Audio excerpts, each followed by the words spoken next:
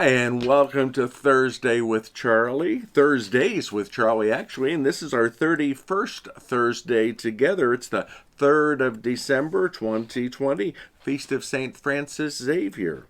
Well, as you've all heard at our masses, and you've probably heard on the news, our governor has restricted us to only 50 people at each mass. So we have to use the reservation system for Sundays, Saturday nights, and Sundays. So please remember to call the church on Thursday and Friday between the hours of 9 and 3 and make a reservation for whatever mass you would like to attend on Saturday night or Sunday morning.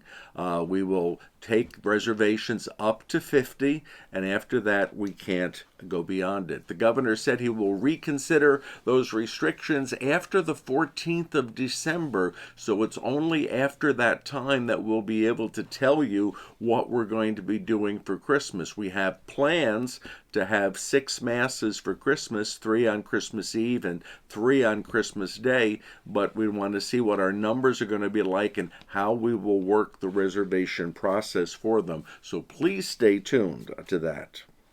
December the 8th is a holy day of obligation. It's the feast of the Immaculate Conception, Mary being conceived without sin. In the United States, it's a holy day of obligation, but again, don't worry because the bishop has given us all a dispensation, so there is no obligation to attend Mass on the holy day. We're going to provide 3 masses for the holy day. We will have Mass on Monday night, the 7th, and that will be at 6 p.m., and we'll have Mass on Tuesday at 8 a.m. and 10 a.m., so we have the prospect of being allowed to get 150 people over those 3 Masses. We're not going to take reservations for the Holy Day Masses, so that will be first come, first serve. I would warn you that most likely the 8 a.m. Mass will be the most crowded, so we probably will not be able to accommodate everybody who might want that Mass.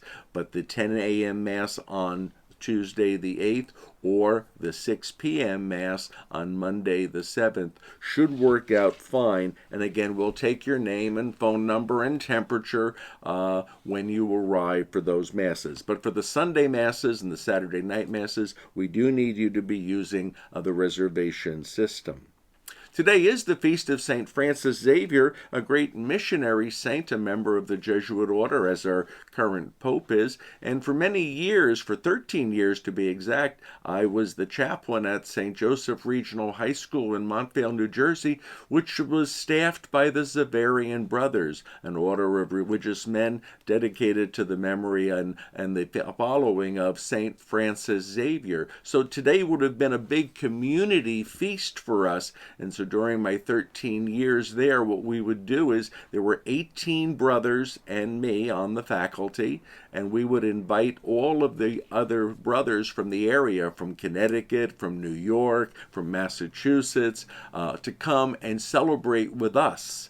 And so we would do a Mass, and we would do a big dinner that night, and we'd have a party. It was always a big festive celebration. So I always looked forward to December the 3rd for seeing some of the brothers I didn't see and having a good time and having a nice big crowd at our Mass and celebrating very, very well. I was honored many, many years ago. I was able, when I visited Macau, I actually got to see the place where St. Francis Xavier is buried. He died over in the Far East, and just by chance I had an opportunity to take a boat and a bus and a car and little various means of transportation and get to the actual site of his grave and a chapel that he had established over there. So it was kind of a nice memory for me that way.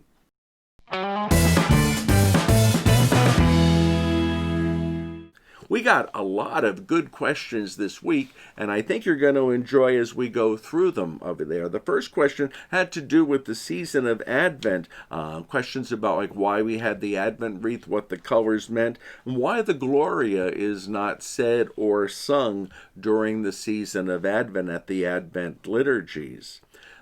The color purple is associated with Advent because it reminds us of expectation, preparation for something big. We wear purple during Lent as we're getting ready for the great feast of Easter. Advent is in some ways a little Lent in that way too. There used to be fasting in Advent. That hasn't been done for many, many decades, but it used to be observed almost as though there were a little bit of Lent. We would do without certain foods so we could enjoy the holiday foods that would be associated with Christmas. If you have an Advent wreath, those started as home things. They did not start out in the church, but later on they were brought into the church so that we could celebrate as a church family. And an Advent wreath is basically a green wreath with 4 candles on it. 3 of them are purple and 1 of them is pink. The 3rd week of Advent, getting towards the end, is pink. And reminds us that we're beyond the halfway point. We're almost on the way to Christmas. The Glory is not sung in Advent, nor is it sung in Lent or recited either, because the Glory is a hymn of praise and joy and gladness rather than something that leads to expectation. So we hold back from doing the Gloria during those 2 seasons of Advent and Lent so that we can enjoy it when we hear it again or sing it again or say it again on Christmas and following in the Christmas season. Advent is a beautiful season. As I mentioned on Sunday, we read a lot from the prophet Isaiah, his holy mountain, the fact that Jesus coming makes a big difference in the world. It changes things. It changes the way we perceive things. It changes the way we live and act and think. And so we look forward to those readings each of the Sundays of Advent and on the weekdays as well. A second question is an old one. Why is the Catholic Church considered to be the one true religion? Well, it's kind of a lengthy explanation, but we can start with the fact that it was founded by Jesus, and we believe Jesus to be the Son of God, part of the Holy Trinity. So Jesus, when he was living on earth, established a church, giving it to his apostles, the 12 apostles, and they carried it on down to our day. The church over the years developed a few things. By the 3rd century, the church had put together the Bible, so we can say that the church created the Bible, and when we look at the Bible, it reflects the church. The church put into the Bible those things that it wanted to remember and to show about its history. Over the years in the late Middle Ages, the church developed a theory that there are marks of the true church. The Catholic Church is the one holy Catholic and apostolic church, and that is a sign of the church being the true church. It's one, it's united all around the one leader, which in this case is the Holy Father, Pope Francis. All the bishops, all the cardinals, all the priests, all the people in some way are connected to the Roman Pope. It's holy in that it provides not only reason for being holy itself, but it helps other people to become holy. It has the means of holiness. We call them the sacraments. It enables us to become holy. Catholic in the marks of the church refers to the fact of being universal. It's Catholic. It encompasses the whole world. And there are Catholic churches and Catholic beliefs all around the world in every country and every continent. And apostolic, one of the marks of the church, it comes from the apostles. It was founded by Jesus, taught by the apostles, and continues in an unbroken line from the time of the apostles. If we go back to the time of the Reformation and the 1500s, our Protestant churches began with human beings, many times members of the Catholic Church, but they were the ones who started the church. The Lutheran Church, the Presbyterian Church, the Episcopalian Church. So there is a definite time break when they did not exist and they started to exist in the 15 or 1600s. It's interesting interesting to note that it was only after the Vatican Council in the 1960s that the Catholic Church started officially referring to the Protestant churches as churches. They were otherwise referred to as denominations or sects or group. It was only after Vatican II that the Church referred to them also as being churches, similar to the Catholic Church, but not having the fullness of revelation that the Catholic Church has. Third question was kind of funny. It related to incense, the use of incense, and all the things connected to it.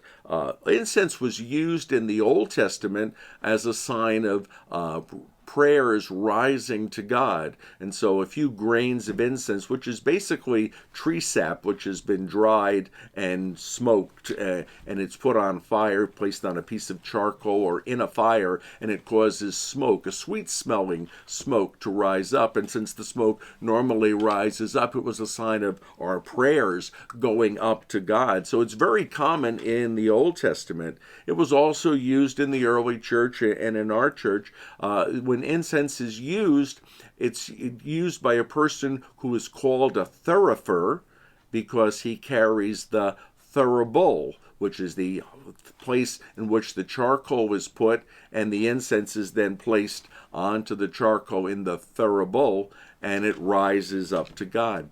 Incense frequently is used at a high mass, a big celebration. It's not ordinarily used at daily mass or even the weekly Sunday mass, and its use is entirely optional right now.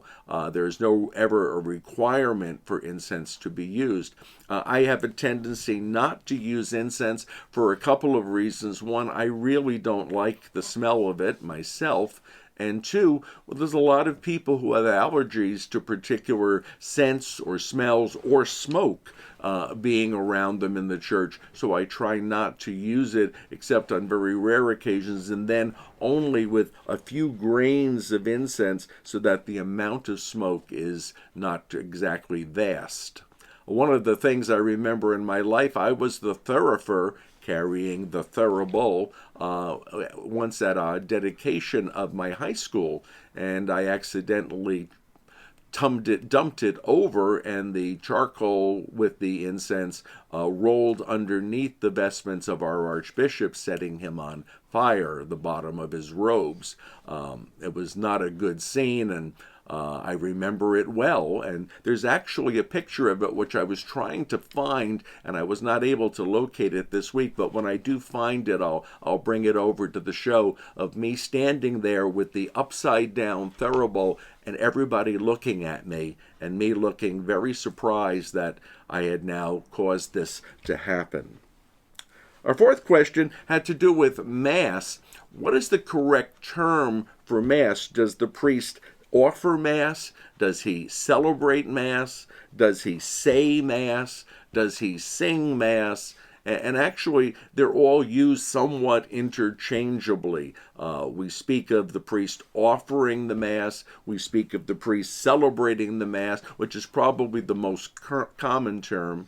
We speak of the priest saying Mass, and sometimes if it's a sung Mass, we speak of the priest singing Mass. I don't sing Mass very often. I have to tell you, when I was a newly ordained priest, I was ordained for maybe about 30 days, and I visited a friend of mine in Elmira, New York, and he and his wife brought me over to their parish church and offered that I would say the daily Mass for the people there. Now remember, I had been a priest for 30 days, so the Mass was not terribly familiar with me as being the celebrant of it. And I got to the church, and the people there informed me that, oh, by the way, it's Tuesday. And I said, oh, yes, I know it's Tuesday. They said, well, on Tuesday, Father always sings the Mass. I said, sings the entire Mass? And they said, yes, sings all the prayers. And I said, well, this will be a different Tuesday because I can't do that. And so for the one Tuesday in their parish life, they had a recited Mass rather than a sung Mass on those days. Another question we got goes back to something I used to do very frequently, and that's count off the number of masses that I had said in the course of my lifetime, the thousands of masses over 46 years as a priest. And I still do maintain the list, but I haven't been able to update it recently because since the stroke, my eyesight hasn't been that good, and I haven't been writing things down all in the same place. I've made notes about what the Mass was and where it was celebrated, etc. So I'm trying to piece those together right now, and I'm hoping that in time for May of 2021, which will be my 47th anniversary, I'll be able to give you an exact number up to there. It's quite high, and it's a beautiful thing, and I still like remembering where and for whom I celebrated each Mass. I just have it kind of on a bunch of disheveled papers right now rather than in one source. But that got me thinking about other things that I sort of keep track of, and maybe you'd be interested in knowing. Over the years, I've celebrated about 400 weddings. That's not a very high number, but for many of my years as a priest, I was a chaplain in a school or I was working with the military, and so I wasn't in a position where weddings were a common thing every weekend. And for the past 13 years, I've been here in Laughlin, and we do not have very many weddings in our parish here in Laughlin. We have about 2 or 3 a year, actually, because of the age of our members, because it's an area where people have come when they're adults rather than growing up as children in the area or staying here as they become adults. I've counted up the number of baptisms. I've done about 600 baptisms in the course of my priesthood, and I always look forward to those. I always look forward to someday running into people, and I remember I baptized you. And sometimes I baptized people and I've given them First Communion and followed up with them later in life. I don't have an exact number of baptisms, but it's in the area of 600. Bishops are the ones who do confirmations, but priests are extended that privilege in special circumstances, as we were this year because of the virus. I got to confirm the 5 members of our congregation here rather than the bishop coming down from Las Vegas. So I've done 17 confirmations in my 46 years. There are 17 people who received the Holy Spirit in the sacrament of confirmation through me. That's a very small number, and it probably will only increase a little bit over the coming years. I've done thousands of confessions, and I've done hundreds of anointings of the sick. And then that got me to think of, I wonder if there are any other numbers that I wanted to remember. And so I tried to remember the number of countries I've ever visited. And I started making a list. And actually, I can show you, I have a little rough list over there. But I visited over 30 countries in the course of my life. I visited all 50 states and over 30 countries. So I've really been fortunate in that I've been able to travel and to get to see so much of God's beautiful world. The last question is one that I think is beautiful, and I got it from some snowbirds who mailed it to me in a letter this week. And the basic question was, did Jesus ever laugh? Do we have any recorded messages about Jesus laughing, or maybe laughter, in the whole Bible? And that got me thinking, wow, this is probably a good thing to research a little bit. And so I did. I did a little bit of research into it, and this is what I found. The first time that laughter is mentioned in the Bible, it's mentioned in Genesis, the first book of the Bible, chapter 17, verse 17. So Genesis 17:17. And it says that Abraham laughed. Now, why did Abraham laugh in chapter 17? Well, Abraham laughed because he was about 100 years old, and he was told by God that he was going to father a son who would be his heir and inherit all that he had.